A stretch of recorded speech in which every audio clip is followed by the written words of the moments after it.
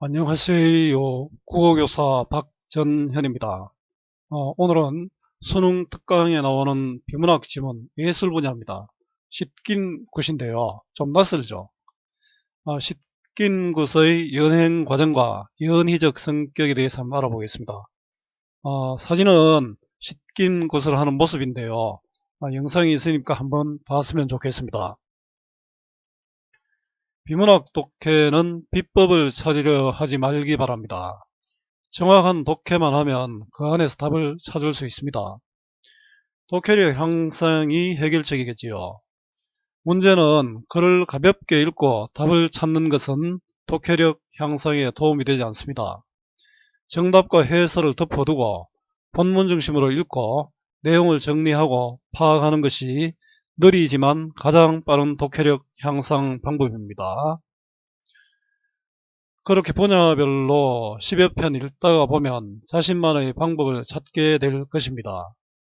수학능력고사 국어, 특히 독서는 대학에 입학해서 책을 제대로 읽을 수 있는 능력을 평가하는 것이라는 점 기억하면 좋겠습니다. 오늘 이야기는 여러분들에게 생소할 수 있는 내용입니다. 요즘도 사람이 죽었을 때 마지막으로 보내는 의식을 치르지요. 장례식이죠. 자, 지금은 장례식장에서 이루어지지만 옛날에는 다른 형태로 이루어졌습니다. 그 중의 하나가 넉굿인데요. 옛날의 굿이나 지금의 교회, 사찰 그리고 다른 방법으로 지내는 의식들도 그 역할은 죽은 사람을 좋은 곳에 보내드리고 남아있는 사람들의 아픔을 달래는 의미가 있을 것입니다.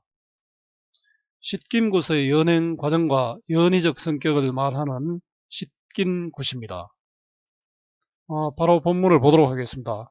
사람의 의식이나 정신을 넋이라고 하지요. 우리나라에서는 사람이 육체는 죽어도 넋은 그대로 남는다는 영혼관이 있습니다. 어디에서나 마찬가지일 것 같습니다. 그래서 죽은 사람을 위한 곳을 넋굿이라고도 하는데요. 자, 여기는 넋과 영혼관, 넋굿의 의미를 알 수 있죠. 씻김굿은 넋굿의 일종으로 죽은 사람과 살아남은 사람들의 한을 씻어준다는 의미를 지니고 있습니다. 죽은 사람도 한을 남겨두고 떠나면 그렇죠. 보내면 살아있는 사람도 또 한이 있으면 또 그렇죠. 서로의 그 관계를 풀어주는 거죠. 자, 씻김굿의 의미고요.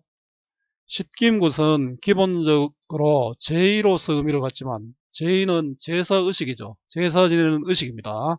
우리 하나님께 예배, 부처님께 예불 드리는 것 전부 다 마찬가지겠죠. 그것이 연행되는 과정을 살펴보면 연희로서의 성격 또한 가지고 있다. 자, 씻김굿의 성격인데요. 자, 연희는 말과 동작으로 여러 사람 앞에서 재주를 부리는 것이죠. 바로 연극이다, 그죠? 자, 무당이 굿을 해도 그렇고, 목사님이 설법을 해도 그렇고, 전부 다 여러 사람 앞에서 어떤 말과 동작으로 무엇을 표현하고 있죠. 자, 씻김굿의 개념과 성격입니다. 자, 이 단락을 요약해보면 죽은 사람을 보내고 살아남은 사람들의 한을 씻어주는 씻김굿은 제의적 성격과 연희적 성격을 갖고 있습니다. 씻김굿의 연행 과정은 전성되는 지역이나 굿의 목적에 따라 다르지만 어느 경우에나 공통적으로 전반부, 중반부, 종반부의 세 부분으로 구성되어 있다. 마치 여러분들 탈춤도 봉산탈춤, 하회탈춤, 고성오강대 내용의 구성이 좀 유사하죠. 자, 씻김굿의 구성이고요.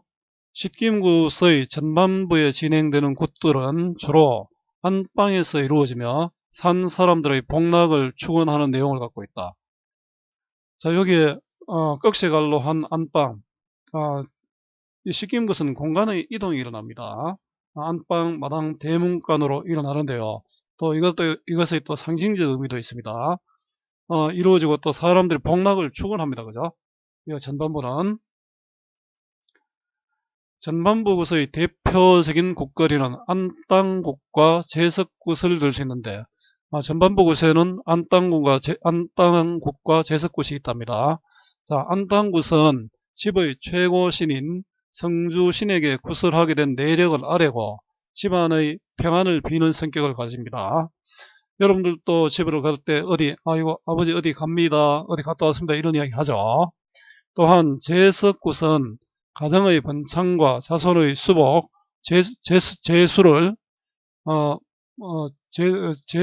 재수를 관장하는 신인 제석신에게 복덕을 축원하는 굿글입니다. 보름달을 보고도 우리 소원을 빌 수 있고 교회 가서도 소원을 빌 수도 있죠. 자, 십김굿의 전반부의 내용과 역할입니다. 십김굿 전반부는 안방에서 이루어지며 성주신에게 굿을 알리는 안땅굿과 가정의 복락을 비는 제석굿이 있다. 십김굿의 중반부에 진행되는 굿들은 마당에서 이루어집니다. 전반부는 안방이고요. 망자의 저승천도를 기원하는 내용을 갖는다. 자, 천도는 죽은 사람의 넋이 좋은 곳에 정토나 천상에 나가도록 기원하는 일이 천도입니다. 우리 천도제 이런 얘기도 하죠. 중반부에 이루어지는 굿거리들은 십김굿의 전 과정에서 가장 연의성이 큰데 연극적인 성격이 크다는 뜻이죠. 대표적으로 고풀이도 있고요. 십김도 있고 길닦음이 있습니다. 자, 이제 고풀이, 십김, 길닦음이 나오겠죠. 자, 중반부 굿의 특징과 예입니다. 고풀이는 망자의 한을 푸는 의식으로 우리 한을 풀기 위해서 뭔가 이렇게 묶어 놓은 거 있죠. 긴 무명천에 매듭 지어진 7개의 고를 무당이 하나하나 풀면서 무가를 부르는 형식으로 진행됩니다. 자, 고는 코라고도 하는데요. 그물이나 뜨개질한 물건의 눈마다의 매듭, 이 매듭이 되어 있죠. 매듭이 되어 있으면은 우리 실을 예를 들어 볼게요. 여러분 가정시간에 해봤는지 모르겠습니다만은 바느질을 할 때 실이 이래 얽혀버리면 바느질이 안 되죠. 그걸 풀어야 되죠. 아마 사람이 죽었어도 이 코가 매듭이 좀 맺혀 있는 것이 있으면은 곤란하겠죠. 아마 이 코는 그런 맺혀 있는 한 어려움, 그런 걸 뜻합니다. 십김은 고풀이 넣고요. 십김은 망자가 저승으로 쉽게 들어갈 수 있도록 육신을 깨끗이 씻기는 의식이다. 자, 무당은 망자의 육신으로 간주되는 신체에 숙물과 향물을 조금씩 붓고 씻어내면서 망자의 천도를 비는 무가를 부릅니다. 앞에 부분 설명을 하면 바리대기라는 여러분들 설화 이야기 들었죠. 바리대기도 보면은 아버지를 살리기 위해서 저승에서 가져온 쑥 같은 걸로 아버지를 살렸죠. 바로 그와 같은 의미가 십김에 담겨 있는 것 같습니다. 자, 길닦음은 망자가 가야 할 저승길을 안내해 주는 의식. 처음 가는 길이니까 뭐 데려다 주는 것이겠죠. 자, 십김굿의 중반부의 내용과 역할입니다. 십김굿 중반부는 마당에서 이루어지며 망자의 저승천도를 기원하는 내용으로 망자의 한을 풀고 저승길을 안내해 줍니다. 십김굿의 중반부는 대문관에서, 안방에서 마당에서 대문관으로 옮겼네요. 이루어지는 거리굿으로 객귀들을 달래 먹이는 굿거리다. 내용이죠. 이 굿거리에서는 굿판에 정식으로 초대받지는 못했으나 한을 품고 죽은 객귀들이 인간에게 해악을 끼치지 않도록 대접해 보내는 것이다. 자, 이거는 역할입니다. 그죠? 중반부의 역할이고요. 자, 십김굿 중반부의 내용과 역할입니다. 자, 십김굿 중반부는 대문간에서 이루어지는 거리굿으로 객기를 달래서 인간에게 해를 끼치지 않도록 합니다.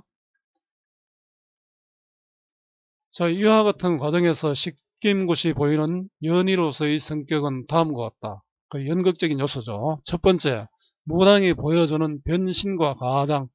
무대 위에서 배우들도 변신과 가장을 하죠. 자, 십김굿에서는 무당은 마치 1인극의 배우처럼 스스로 죽음을 관장하는 신이 되기도 하고 망자가 되기도 합니다. 이러한 변신과 더불어 무당은 구서의 표현을 다양하게 하고 표현 효과를 위해 수시로 가장을 반복합니다. 자, 이게 연이로서의 성격이죠. 두 번째로 십김굿이 진행되는 공간의 전이성이다. 앞에서 본 바와 같이 안방에서 마당으로 대문간으로 공간이 이동했죠. 이 공간의 이동만이 아니라 또 다른 뜻이 있습니다. 전이성은 옮기는 특성이란 뜻이고요. 자, 십김굿이 행해지는 공간은 안방에서 마당을 거쳐 대문간으로 이어지는 현실적 공간이지만 굿이 시작되면 그곳은 망자가 생존했던 과거 혹은 망자가 가야 할 미래의 공간으로 수차례 전이를 되풀이하게 됩니다. 자, 세 번째로 무구의 상징성이다. 상징은 원래의 뜻과 더불어 또 다른 뜻을 가진다는 것이죠. 쉽게 얘기하면 비둘기가 새이기도 하면서 평화를 상징하는 것이죠. 자, 무구는 굿에 쓰이는 소도구를 가리킨다. 무구는 빗자루, 바가지, 놋그릇과 같은 일상적 도구가 사용되지만 그 의미는 굿의 맥락 속에서 고도의 상징언어로 작용한다. 쉽게 얘기하면 마법을 부린다는 뜻이죠. 만약에 무구는 일상적이지 않는 특별한 도구가 쓰인다. 이렇게 얘기했으면 이거는 잘못된 것이죠. 자, 이런 이런 것을 답지로 또 내기도 합니다.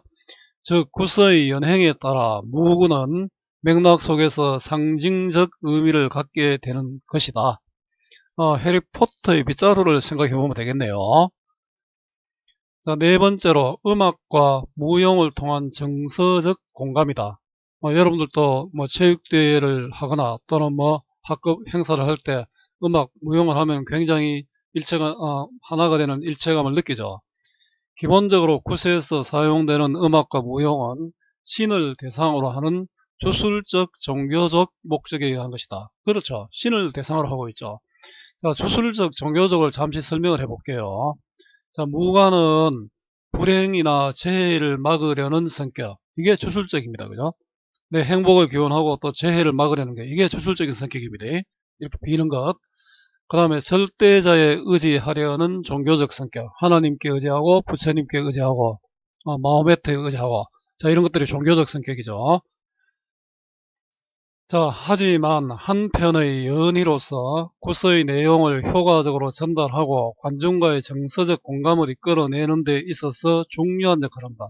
연희는 연극놀이라는 뜻입니다. 그죠? 연희는 연극이라는 뜻이죠. 연극과 놀이의 결합이라고 생각해도 되고요. 자, 이런 것을 통해서 서로 일체감을 느끼겠죠. 마지막으로 무당과 관중과의 교감이다. 굿은 무당이 혼자서 하는 것이 아니라 관중의 동시적인 참여에 의해서 이루어진다. 이렇게 설명을 하면 어떨지 모르겠습니다. 선생님이 수업을 혼자서 하는 거는 어떻겠습니까? 혼자서 하면 재미가 없죠. 여러분들이 같이 어우러져야 되는데 여러분들 앞으로 활동을 기대하겠습니다. 자, 왜냐하면 관중은 무당을 탄생시키고 그의 활동이 가능하도록 보장하는 의식적 집단이기 때문이다. 자, 십김굿에서 무당이 스스로 망자가 되어 말을 할 때 관중은 그 말을 받아 무당과 대화를 나누고 실제로 이제 우리 무당이 구슬을 할 때는 정말 죽은 사람의 모습 또 죽은 사람의 평소의 어투 또 죽은 사람은 알고 있는 이런 이야기들까지 나눈답니다. 또 무당이 신격이 되어 지시하는 내용을 따르는 행위 무당이 그래 절해라 하면 절하고 하죠. 등을 통해 하나의 성공한 제2이자 제사의식이죠. 연희, 함께 즐기는 연극, 연희로서 연행될 수 있게 하는 것이다. 자, 십김굿의 연희적 성격입니다. 자, 십김굿은 연희적 성격을 가진다. 결국은 이게 또 중요한 의미가 되겠죠. 선생님이 제목을 십김굿의 연행 과정과 제2적 성격인데 이거 제목이 연희적 성격이 되어야 되겠네요. 자, 십김굿은 무당의 대화와 행동을 통해 이루어지는 제이지만 연희적 성격을 지닙니다. 자, 이렇게 본문을 여러분 공부를 해 봤는데요. 여러분들 본문 학습하고 난 다음에 바로 문제 풀면 안 됩니다. 자, 이 활동 꼭 해야 됩니다. 자, 윗글의 내용을 단락을 기준으로 문장으로 요약하고 주제를 말해 보세요입니다. 주제는 이렇죠. 식김구서의 연행 과정과 연희적 성격. 그리고 이외의 제목은 선생님이 잘못한 겁니다. 자, 여러분들 단락별 내용은 선생님이 단락별로 앞에서 설명을 했는데요. 뭐 그 부분은 다시 하지는 않겠습니다. 여러분들이 확인을 해 보고요. 뒤에 문제풀이도 선생님 해두었는데, 자, 우리 EBS 교재 중에 본문 강의는 사실은 없습니다. 없고 문제에 대한 해설은 있습니다. 뭐 별로 도움은 되지 않겠지만 그 문제 해설은 여러분들이 참고할 수 있고요.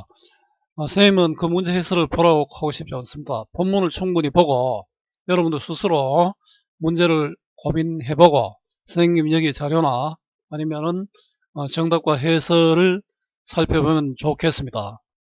국어 공부 특히 독서의 기본은 반복과 복습입니다. 많이 봐야 됩니다.